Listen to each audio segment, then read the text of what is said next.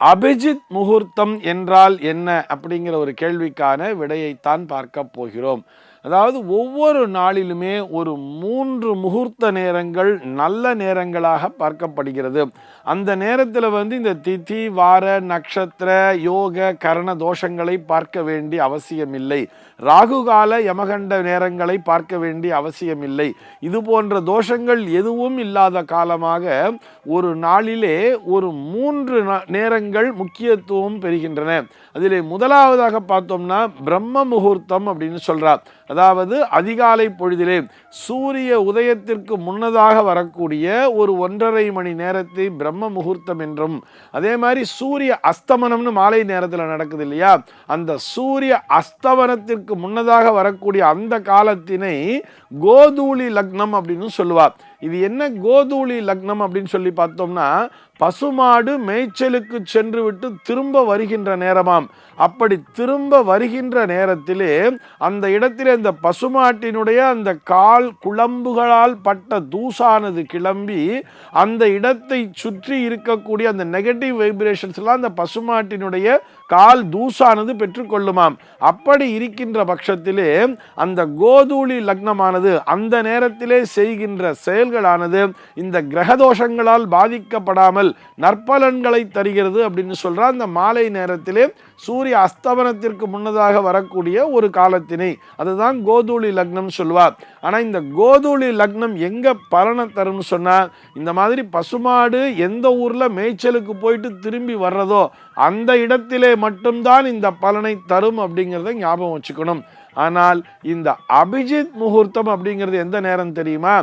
சூரியன் உச்சிக்கு வருகிறது அல்லவா, அந்த சூரியன் உச்சிக்கு வருகின்ற அந்த நேரத்திலிருந்து அந்த கரெக்டா நம்ம சொல்லணும்னா ஒரு நாழிகை அப்படின்னு சொல்றார். ஒரு நாழிகை பொழுது அப்படின்னு நம்ம எடுத்துட்டோம்னா அது ஒரு 24 நிமிஷம் அளவு அப்படிங்கிறது இருக்கு. அதுல இன்னமும் பர்டிகுலரா நம்ம எடுத்தோம்னா அதுல அரை நாழிகை அப்படின்னு சொல்லுவார். அதாவது ஒரு 12 நிமிட காலம். இதனை அபிஜித் முகூர்த்தம் என்றே குறிப்பிடுகிறார்கள்.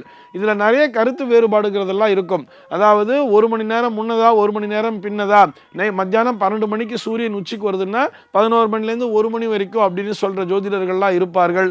ஆனால் இதற்கான பிரமாண வாக்கியம் என்று எடுத்துக்கொள்ளும் பொழுது ஒரு நாழிகை பொழுது, அதிலும் குறிப்பாக அந்த அரை நாழிகை, அதுல அந்த 12வது நிமிடம் முடிகிறது அல்லவா, அந்த நேரத்திலே செய்யப்படுகிறது தான் ஒரிஜினலான ஒரு அபிஜித் முகூர்த்தம் அப்படின்னு சொல்றார். இது எப்பன்னு பார்த்தோம்னா சரியாக சூரியன் உச்சிக்கு வருகின்ற நேரத்திலே. அதை எப்படி சார் கால்குலேட் பண்றது அப்படின்னு சொன்னா, பஞ்சாங்கத்திலேயே அகஸ் அப்படின்னு சொல்லி கொடுத்திருப்பா. அகஸ்ன்னு சொன்னா பகல் பொழுது. அந்த பகல் பொழுதினுடைய அளவினை சரி பாதியாக்கி கொள்ள வேண்டும். உதாரணத்திற்கு ஒரு நாள்ல ஒரு பகல் பொழுது, ஒரு சூரிய உதயம் என்பது காலையில் 5:45 நடக்கிறது, சூரிய அஸ்தமனம் என்பது மாலை 6:15 நடக்கிறதுன்னு எடுத்துட்டோம்னா ஒரு 12.5 மணி நேரம் அப்படிங்கிறது அங்க வந்துடுறது இல்லையா. 12 hours and 30 minutesங்கிறது பகல் பொழுதாகி விடுகிறது. அதனை 2ஆ பிரிக்கும் பொழுது கரெக்டா 6:15 மணி நேரம் 6:15 மணி நேரம் பிரிக்கிறா.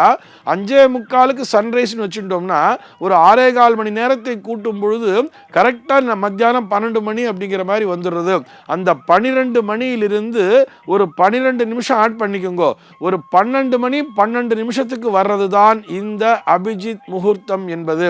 இந்த அபிஜித் முகூர்த்தத்திலே செய்யப்படுகின்ற விஷயங்கள் அசாத்தியமான வெற்றியை தருகின்றன அப்படின்னு சொல்றார். ஜித் அப்படின்னா நமக்கு தெரியும் இல்லையா, ஜீத் அப்படின்னு சொன்னா வெற்றின்னு அர்த்தம்.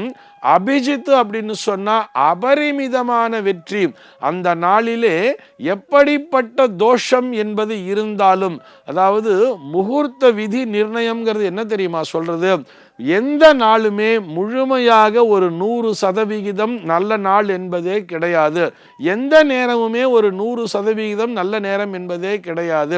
நம்ம முகூர்த்த நாள் அப்படிங்கிறத எப்படி தேர்ந்தெடுக்கிறோம்னு பார்த்தா அதுல ஒரு 70% ஒரு நல்ல நேரம், ஒரு 30% ஒரு தீய நேரம் என்பது கலந்துதான் இருக்கும். இது எல்லா நாட்களிலுமே எல்லா முகூர்த்தங்களுக்குமே ஒரு பொதுவான விதி.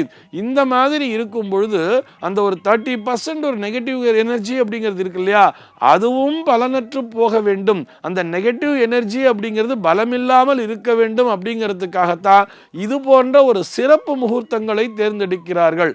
அது இந்த அபிஜித் முகூர்த்தம் அப்படின்னு சொல்றது. ஒவ்வொரு நாளுமே இந்த அபிஜித் முகூர்த்தம் என்பது வந்து கொண்டுதான் இருக்கும். உதாரணத்திற்கு இன்னைக்கு ஒரு அஷ்டமி நம்ம வச்சுப்போமே, ஒரு எக்ஸாம்பிளுக்காக நான் சொல்றேன். ஒரு அஷ்டமி நாள் நம்மளால எந்த விதமான ஒரு சுப நிகழ்ச்சியும் செய்ய முடியாது. அதே மாதிரி ஒரு தீதுரு நட்சத்திரம்னு சொல்லப்படக்கூடிய ஒரு பரணியோ ஒரு கிருத்திகையோ அது மாதிரி ஏதோ ஒரு நட்சத்திரங்கிறது இருக்கு. அதே மாதிரி மத்தியானம் பார்த்தோம்னா ஒரு ராகு கால நேரம், ஒரு 12:01 புதன்கிழமை ஒரு ராகு கால நேரமாக இருக்குது அப்படிங்கிற மாதிரி ஒரு எக்ஸாம்பிளுக்காக சொல்கிறேன். அப்படி இருக்குன்னு சொன்னால் கூட அந்த நேரத்தில் அவசரமாக ஒரு விஷயத்தை நம்ம பண்ணியே ஆகணும்.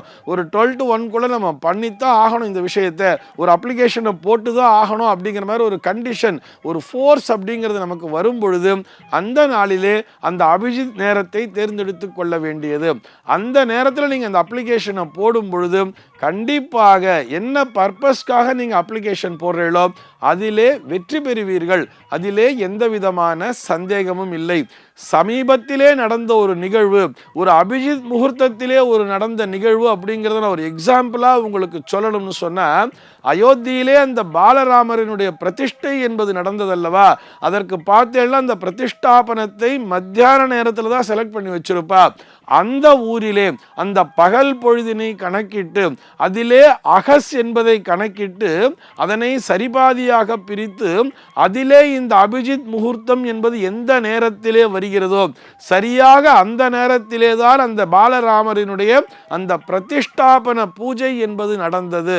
ஆக அந்த அபிஜித் முகூர்த்தத்திலே செய்யும் பொழுது அது காலங்களை கடந்து யுகங்களை கடந்து என்றென்றும் அந்த பாலராமரானவர் நமக்கு தரிசனம் கொடுத்து கொண்டே இருப்பார். அதுக்காகத்தான் அந்த மாதிரி ஒரு முகூர்த்தத்தை அங்கிருக்கக்கூடிய பண்டிதர்கள் தேர்ந்தெடுத்து கொடுத்தார்கள். நம்மில் பலருக்கும் இந்த சந்தேகம் என்பது இருந்திருக்கும். பொதுவாக நம்ம ஊர்ல ஒரு 9:10 வச்சுப்போம், இல்லைன்னா ஒரு 10:11 மாதிரி வச்சிருப்போம். இது என்ன மத்தியானம் சூரியன் உச்சிக்கு வந்த பிற்பாடு இவா பிரதிஷ்டாபனத்தை வச்சுட்டு இருக்காளேன்னு சொன்னா அதற்கு காரணம் இந்த அபிஜித் முகூர்த்தம் என்பதுதான். ஆக அபிஜித் முகூர்த்தம் என்பது அளப்பரிய வெற்றியை தரக்கூடிய முகூர்த்தம். இந்த அபிஜித் முகூர்த்தத்தினுடைய கால அளவானது ஒவ்வொரு ஊருக்குமே மாறுபடும். ஏன்னா அந்தந்த ஊர்ல சன்ரைஸ் டைம் என்ன, சன்செட் டைம் என்னன்னு பார்த்துக்க வேண்டியது. மீண்டும் ஒரு முறை அந்த கணக்கினை நினைவூட்டுகிறேன். அதாவது பகல் பொழுதினுடைய அளவு என்பதை கண்டறிந்து அதனை சரிபாதியாக்கி சூரிய உதயத்திலிருந்து அந்த சரிபாதி அளவினை கூட்டி அத்தோடு ஒரு 12 நிமிடத்தை கூட்டி வரக்கூடிய அந்த பர்டிகுலர் நிமிடம்தான் அபிஜித் முகூர்த்தம் என்பது. அந்த நேரத்திலே நாம் செய்யக்கூடிய விஷயம் என்பது நிச்சயமாக நமக்கு அபரிமிதமான வெற்றியை தரும். இதிலே எந்த விதமான சந்தேகமும் இல்லை. சர்வே ஜனாஹ சுகினோ பவந்து.